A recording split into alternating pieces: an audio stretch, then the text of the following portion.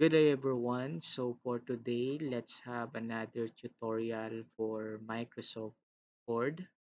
So for today, I will be teaching you on how to create columns in your paragraph. So let's say, for example, we have here our paragraph. So this is our text here. Now, if you want to create a text or a sentence with two columns, three columns, if you want to create that format, you just need to highlight this, the whole text that you want to change the column or the layout column. So next, after you highlight it, go to the layout tab here. You can see we have here home, insert, design, and layout.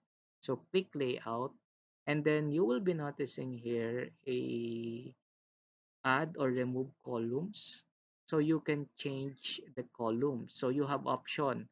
You wanted one column or two columns, you will be having like this. So let's say for example it is already two column, so or you wanted three columns, you can also edit it like this, so it will be divided into three columns or one column only.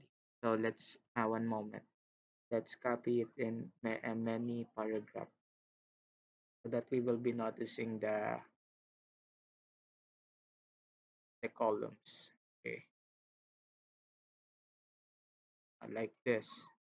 So let's Control A, highlight it all, and then change the column.